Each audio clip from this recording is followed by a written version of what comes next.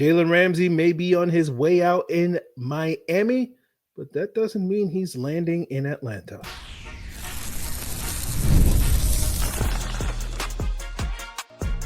You are Locked On Falcons, your daily Atlanta Falcons podcast.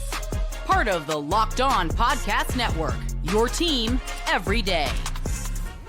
Welcome back, everyone, to another illustrious episode of the Locked On Falcons podcast, your daily Atlanta Falcons podcast, part of Locked On Sports Atlanta, your team every day. And if you don't know me, I'm your very humble host, Aaron Freeman, a.k.a. Mr. Drew, a.k.a. the iron that sharpens the iron, a.k.a. Mr. a.k.a. And I've been covering the Atlanta Falcons for almost 2 decades, formerly at FalcFans.com, RIP, been podcasting for over a decade, formerly at FalcFans.com, RIP. Still going strong on this illustrious Locked On Falcons podcast. And I thank each and every one of you that goes strong with me as everydayers. That means you make this podcast your first listen each and every day.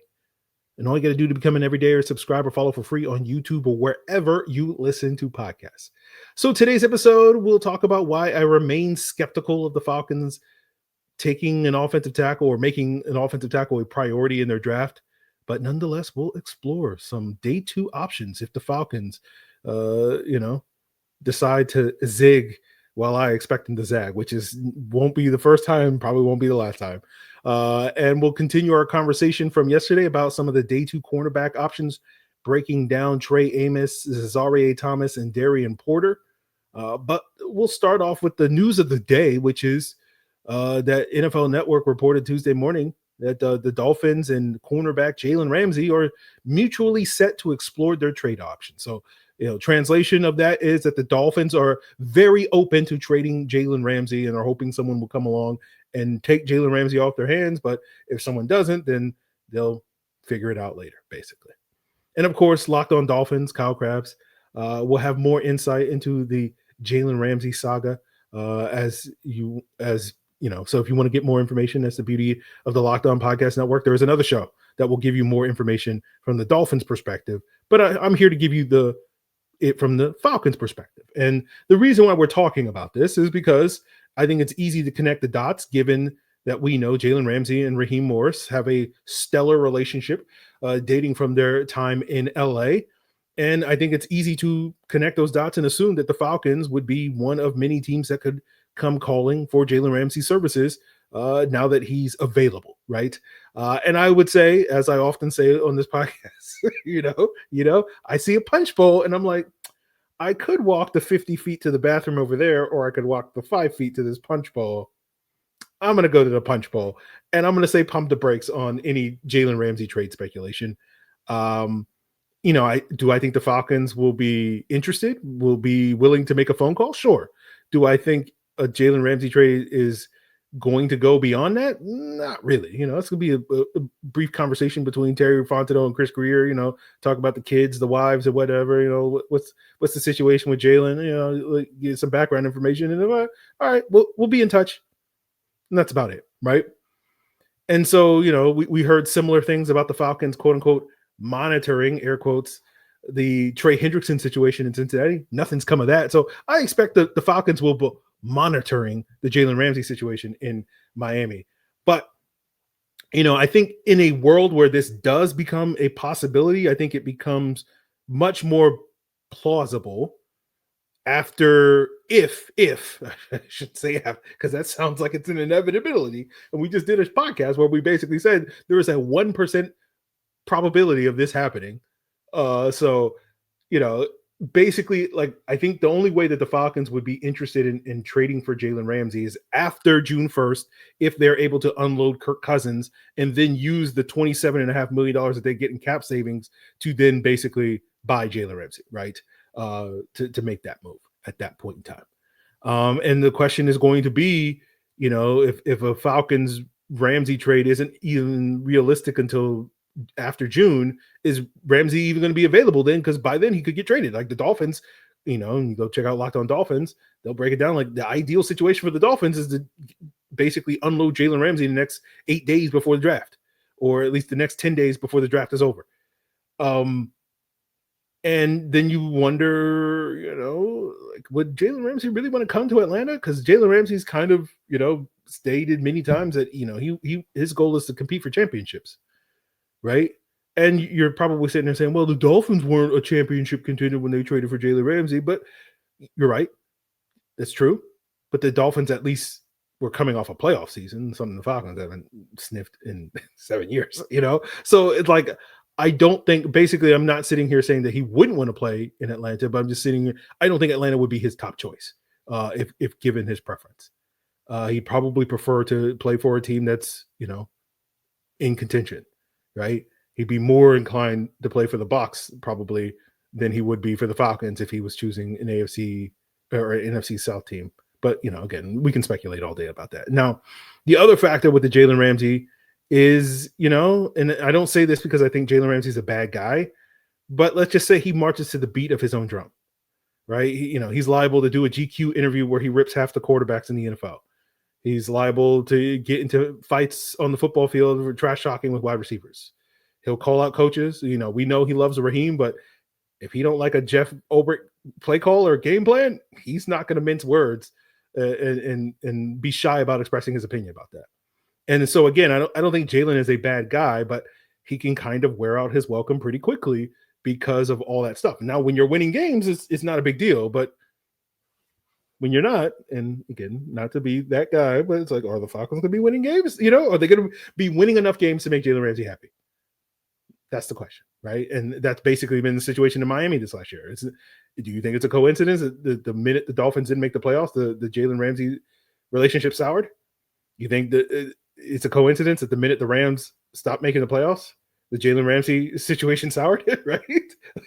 Like he's not going to stick around and be on a non-playoff team. It's just basically, and again, like, I'm not sitting here saying that makes him a bad guy or like that he's not allowed to have that choice. Like I would, if I was in Jalen Ramsey's shoes, of course, yes. Very plausible situation but I'm just like, I don't begrudge players for wanting to win and caring about winning. And the minute they don't win, being like, you know what, I'm out of here. I don't have to be here, right?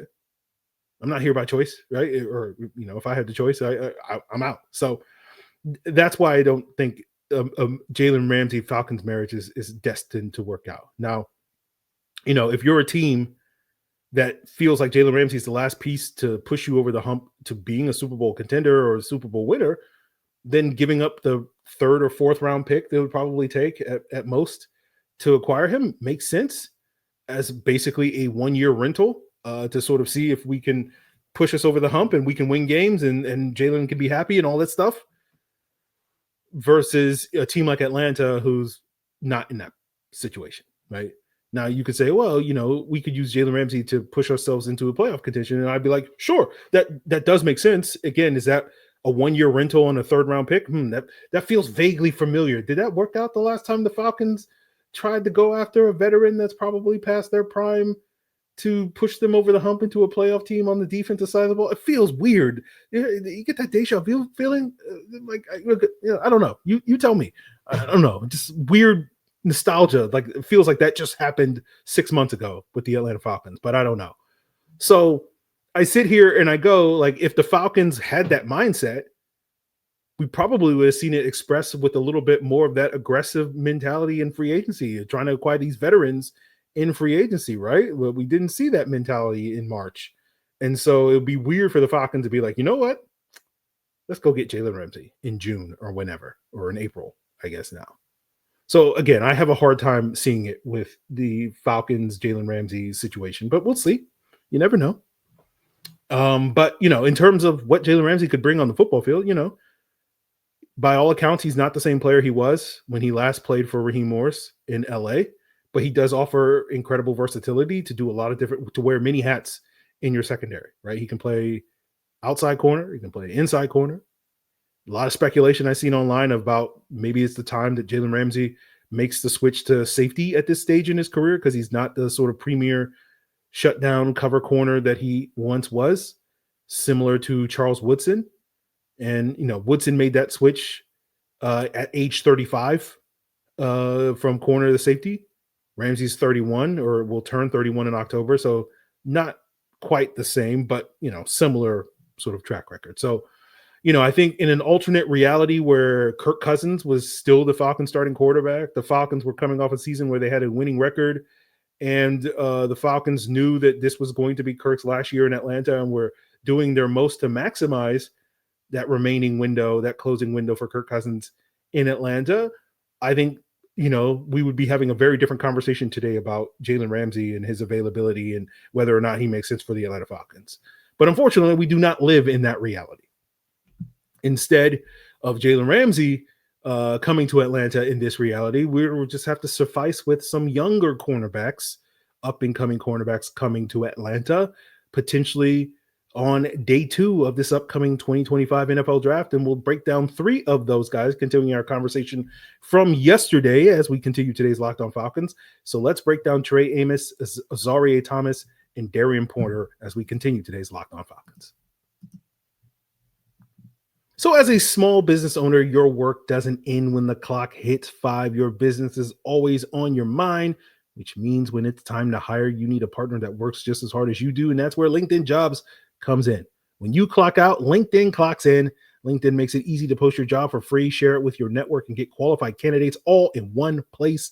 When you post your job, LinkedIn is going to have a new feature that's going to help you write job descriptions and then quickly get your job in front of the right people with deep candidate insights. And here's a pro tip: add the hashtag hiring frame to your profile picture to double your reach to qualified candidates. No wonder 72% of small businesses say LinkedIn helps them find high quality hires. Post your job for free at linkedin.com/lockedonnfl. That's linkedin.com/lockedonnfl to post your job for free. Terms and conditions apply. So yesterday we discussed 3 of 6 potential day 2 cornerback targets and options for the Atlanta Falcons. Yesterday we discussed Maxwell Hairston of Kentucky, Siobhan Ravel Jr. of East Carolina, and Benjamin Morrison of Notre Dame. We'll talk about the remaining 3 today, which is Trey Amos of Ole Miss, Azareye'h Thomas of Florida State, and Darian Porter of Iowa State. And as I mentioned yesterday, I've compiled 20 different draft boards to come up with my own consensus board. It is not the end-all, be-all consensus board usually, particularly when we get after the draft, when we talk about consensus rankings and whatnot. I will probably almost certainly be using Arif Hassan's consensus board, because usually, like most years, he has like anywhere between like 75 and like 120 draft boards. So it's a much more comprehensive consensus board, I think, in that regard. But we'll just suffice with these 20 just for these preliminary discussions about these draft picks. And so all 6 of these guys, why I figure all the 6 of these guys could potentially be day 2 options for the Falcons, who have the 46th overall selection in round 2, because all these guys are basically between 36 and 72 on the consensus board, which suggests that they'll probably go somewhere in the second round. Right now, let's talk about Trey Amos, 6'1", 195 pounds with nearly 32-inch arms, well-built, physical press corner. Began his career at Louisiana, then transferred to Alabama in 23, where he was the 3rd corner alongside Kool-Aid McKinstry and Terrion Arnold, 2 draft picks last year. Then Saban retires. He transferred to Ole Miss, balls out, goes to the Senior Bowl, had a good first day from my recollection. Obviously, I was focusing on the trenches, but from what I remember and heard from other people, he had a good first day. Then I think he got injured on the second day of practices. And basically my general thoughts watching Amos is, he's well built to match up against bigger receivers. I think he'll probably struggle a little bit more against smaller, quicker, speedier wide receivers. So to me, when we think about compliments for AJ Terrell, like he's one of those guys that complements AJ Terrell very well, because we know AJ does his best work against the smaller, speedier guys and struggles against size. And I think Amos is kind of the opposite. And so they kind of balance each other out. So he makes a lot of sense to me as a potential round 2 option if he's there. Now, there's been talk that he might sneak into round 1. So we'll see. Azareye'h Thomas, even bigger, 6'2", 196, 32.5-inch arms. Another press guy, second only to Benjamin Morrison in terms of the top corners that used press this past year. According to PFF, about 58% of his snaps, he was in press coverage. Again, for those of you that missed yesterday's episode, we talked about how the average corner, at least among the top 20 guys that PFF rates over the last 2 years, has been about 33%. So almost twice the rate of press. So that's what he specializes in. Showed that skill set at the Senior Bowl. by all accounts, had a very good week of practice, then disappointed with his testing at his pro day earlier this offseason, ran a 4.58, which is not very good. And then a 4.21 short shuttle, which is not terrible, but like not good either. Watching his film, I didn't think athleticism was a concern for me. So I'm a little more forgiving of those times. He's maybe had a bad day, but it is at least a yellow flag. I wouldn't call it a red flag just because I think the film suggests that athleticism is not a problem for him, but it is a yellow flag that needs to be checked out. But, one of the selling points on Thomas is he's not going to turn 21 till July. So he's young with a lot of potential. He's got a brother, Wanye, that played at Georgia Tech, is now backup safety with the Dallas Cowboys, so has NFL bloodlines in that regard. So I'm a fan of Thomas. I was a big fan of him, and I think because of the pro day, he was a guy that I thought was likely to be a first-round pick, and now I feel like he's likely to be a second-round pick. So he would be a pretty solid consolation prize, I think, for the Falcons in round 2. And then, we comes to Darian Porter. It seems like these guys are just getting taller and taller as we go up, right? 6'3", 195, 33.5-inch arms. What separates, I think, Porter from Thomas and Amos is, as well as the other three I talked about yesterday, is I think all those other 5 guys are, guys that you can realistically expect to be week 1 starters if the Falcons wind up drafting. That they're the type of guys that you could plug at the outside cornerback spot, and those guys would bump Mike Hughes to the nickel, where he would compete with Alford and Phillips and presumably win that spot at the nickel cornerback spot. But I don't think that's really what Porter is. I think Porter is much more of a developmental guy. I would not, if the Falcons drafted Porter, I would not expect him to come in and be a week 1 starter for the Falcons. And the reason for that is I think he's pretty raw. He's toolsy, very athletic, track guy, tested very well, 4.30, 40 time, 4.04 short shuttle, 6.71 3-cone.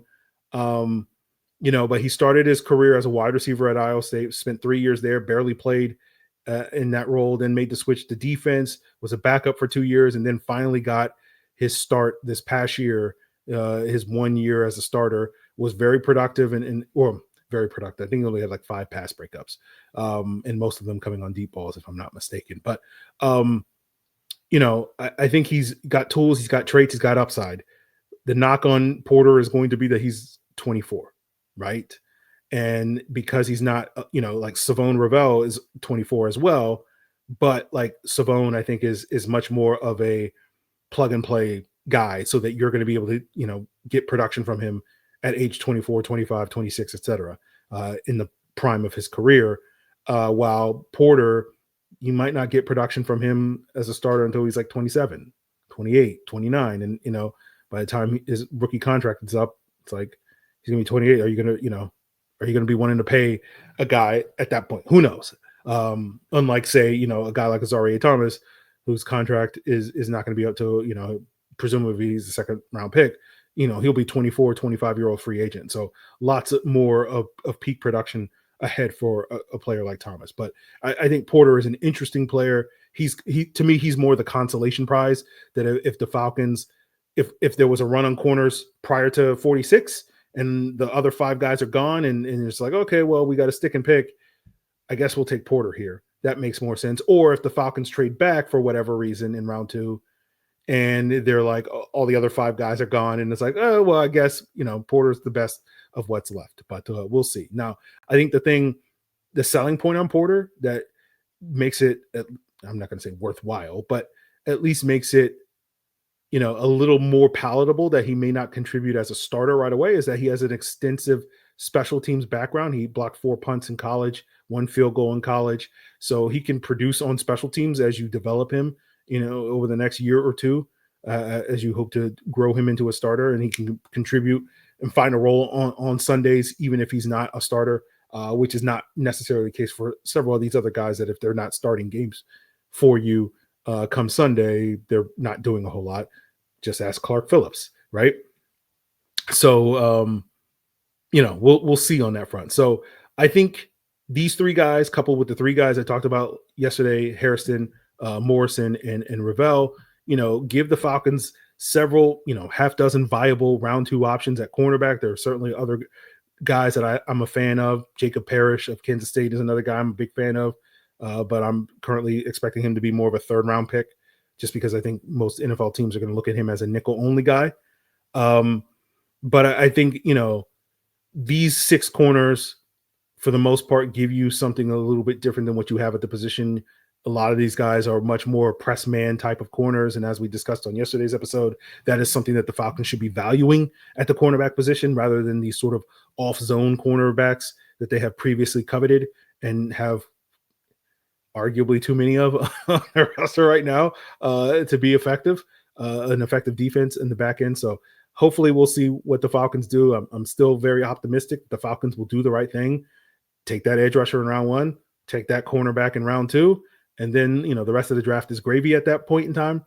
But, I'll be breaking down all the film of these 6 corners as well as Jacob Parrish and probably Quincy Riley of Louisville later this week for the Locked On Falcons Insider. So if you want to get film of these guys and more in-depth look at these guys rather than just sort of the brief overview I've done on these last 2 episodes, make sure you become a Locked On Falcons Insider. You can be join the link in the description below. It's a 14-day free trial, so you can get that for free, this week. And then hopefully we'll get into some centers and nose tackles next week before the draft. We'll be scrambling for that. And then, whatever comes after the draft.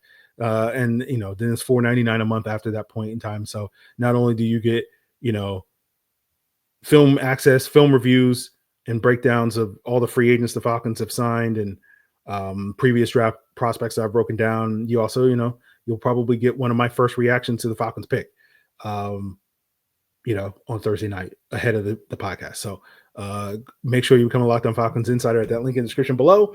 But we'll finish our cornerback conversation as far as round 2, day 2 options go.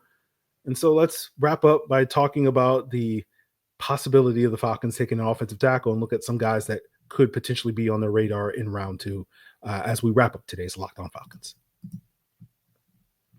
So the NBA playoffs are almost here, and FanDuel is giving new customers an incredible way to get in on the action because right now FanDuel is going to give you $250 in bonus bets after you place your first $5 bet, and that bet wins, right? And for new customers over at FanDuel, and the FanDuel's making betting easy, whether it's picking your favorite team like the Atlanta Hawks or diving into the player props, whether we're talking three-pointers, steals, Trae Young threes, Dyson Daniels steals. FanDuel is going to find ways to make you bet on your favorite player propositions. And then after the game tips off, you can combine those live prop bets into a same game parlay for a chance to win even bigger. Bet a little, win a lot. That's why we love a same game parlay. So don't miss out by heading over to FanDuel.com and claim your $250 in bonus bets today. So I've been skeptical that the Falcons are going to be targeting an offensive tackle early, according to various rumors and team interest. I've kind of put it boils down to one of 2 things. The Falcons are either using this as a smokescreen, trying to entice a team like, say, Houston, who has a desperate need at left tackle to trade up, or they're just simply doing their due diligence because there's really no downside to working out guys and just getting more information on all the various prospects available in the draft, even if you aren't planning to draft those guys. But there are 3 reasons why I tend to be skeptical of the Falcons taking an offensive tackle high. One, because we know their first round pick is definitely going to be an edge rusher, and absolutely there's going to be no regrets come next Thursday of me making that statement over and over and over again for the last 3+ months, right?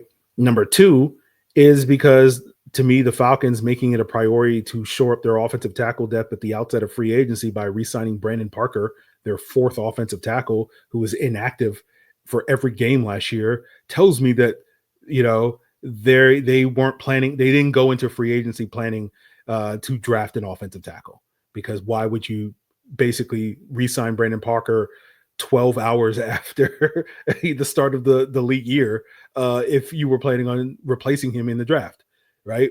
Like we talked about this earlier this week with like the timing of re-signing D. Alford and re-signing Kevin King last week, right? The fact that the Falcons waited to April, to me, is tipping their hand that they plan on upgrading, that they were planning from the jump to upgrade their cornerback position in the draft. the fact that they were, if you're prioritizing an early round offensive tackle, why would you go out of your way to re-sign Brandon Parker, who did not play, basically was just collecting a check last year for you? That's reason number 2. Number 3, I don't know if this is a good draft to find a plug and play right tackle, right? Because that's really what we're talking about. The Falcons just gave Jake Matthews an extension, so they're not worried about a new left tackle anytime soon. And when you use that first round pick on a player, you expect that guy to play right away, right? And I've seen some people suggest that the Falcons could draft an offensive tackle early and then trade Kaleb McGary away, which would be a choice. You're not going to get much value for him because the market for a veteran offensive tackle for him, we saw with the Cam Robinson trade last year, it's like a 5th or 6th round pick at best. And then, if you're going to plug and play that rookie at right tackle, especially some of these guys that the Falcons have shown interest in, like Kelvin Banks Jr. out of Texas, Josh Connolly Jr. out of Oregon, these guys are career left tackles, and making that switch from left to right side is not a switch that most offensive linemen can make, at least in year 1. It takes some time for those guys. Like Joe Alt made that switch successfully last year, but he's the exception to the rule. Penei Sewell didn't make that switch. J.C. Latham didn't make that switch. The list goes on and on of guys that struggled making that switch from left to right side in their first years in the NFL. And that, to me, is basically you're setting up that rookie to fail. Like that rookie is unlikely, regardless of what you think about Kaleb McGary, because of those circumstances, that rookie is unlikely to be an upgrade over Kaleb McGary. And so what's the point of that, right? And so that's why I tend to be very dismissive of offensive tackle being a realistic strategy or realistic option for the Falcons in round 1. Now, day 2 is a different conversation, right? I think it's a little bit more plausible that the Falcons could take an offensive tackle on day 2. The reason for that is, the Falcons' day 2 draft strategies tend to be a little more carefree when it comes to whether those guys immediately contribute or not, right? Only 20% of their day 2 selections under Terry Fontenot started as rookies, right? And funnily enough, the 2 that make up that 20%, the 2 out of 10 were the offensive linemen that they took, Matthew Bergeron and Jalen Mayfield. But, I don't think the Falcons are as precious about wanting to get immediate contributions from their first round, from their day 2 picks as they are with their first round picks. And I know you're saying, well, what about Michael Penix? And again, quarterback is always the exception to everything that we say, guys. So we don't really, and I'm not saying we don't count that, but it is one of those things where quarterback is obviously very much an exception when it comes to things. When we talk about, rules and what the team wants and whatnot and all that stuff. So they were willing to make that round 1 of, we're going to keep our round 1 quarterback on the bench because he's a quarterback. They wouldn't, Lord knows if they're like, well, we'll do it for an offensive tackle. I'm like, all right, man, what are we doing here? You're not going to, whatever. Not going to go into that existential crisis. So let's talk about some of the day 2 offensive tackle targets that they could have. Guys that do have right tackle experience: Marcus Mbow of Purdue, Ozzy Tripillo of Boston College, Cameron Williams of Texas. All these guys are 63 to 80 on the consensus board that I've compiled, right? You also, if you take a guy on day 2 and with the idea that this guy's probably going to have a redshirt rookie season as we cross-train him at both left and right tackle, you become a little less precious about this guy only played left tackle in college, and we can make that switch because he'll get a year at least of development before we're forcing him to play right tackle. Those are in those guys that could be day 2 targets for the Falcons: Ariante Ursary of Minnesota, Charles Grant of William and Mary, Anthony Belton of NC State. All 3 of those guys primarily played left tackle. They were ranked between 52 and 91 on the consensus board. Belton was my guy from the Senior Bowl. He had a very good practice week. I know he had a rougher game, but 6'6", 336, 34.5-inch arms. Initially back during Senior Bowl time, I was like, oh, this is a perfect round 4 target for the Falcons. Now it seems more likely that he's moved up into the 3rd round. And possibly I've seen some people suggest that he might even be a 2nd round pick. Now you heard me mention the arm length with Anthony Belton. All these guys, with the exception of Bo, have, and maybe Tripillo, all have arms that cross the threshold that NFL teams typically look for in their offensive tackle, which is 33 inches or above. That's notable because Kaleb McGary doesn't have long arms. He's one of the few starting offensive tackles in the NFL that have sub 33-inch arms, 32 and 7/8 inches. And we've seen that become a problem with Kaleb McGary, right? We saw it in the Week 18 game against Jadeveon Clowney, why he struggled so much against Clowney against that game, because of the length, right? And so you're hoping, if you are going to take a tackle, that tackle better check 3 boxes. He better not have length issues like McGarry. He better be just as good as a run blocker as McGarry, and he better be upgrade in pass protection as McGarry. Are all these guys checking those boxes? Maybe. We'll see. Again, I haven't really watched the film of these guys because I basically made the decision of why would I waste my time watching film of offensive linemen that the Falcons aren't going to draft. But we'll see how that plays out. Famous last words, right? So, but I can look at several of these guys and say, as far as their PFF grades, as run blockers go, Mbow, Ursery, Williams, Grant, and Belton all graded highly as run blockers in a zone scheme, and Tripillo graded out highly as a run blocker in a gap scheme. So I feel like I've done my due diligence on the offensive tackles for you, the people, in terms of talking about the possibility of it. Hopefully, I mean, I do think the Falcons should draft an offensive tackle in this draft, but to me, because of their limited draft capital, because of more pressing needs on defense, that to me is a position that should wait till day 3. And if you ask me, no one does, but fortunately I have a microphone, so I could express these opinions regardless of whether people ask me for them.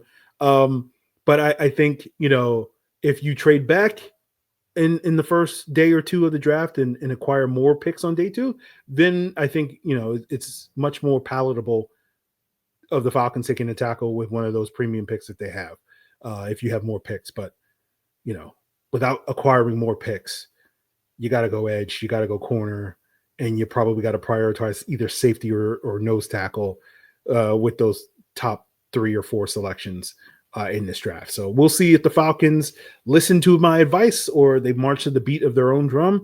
We know that they march to the beat of their own drum. So we are setting ourselves up for an all-time crash out. So make sure you continue to make Locked On Falcons your first listen so that you can be there for that crash out come next week.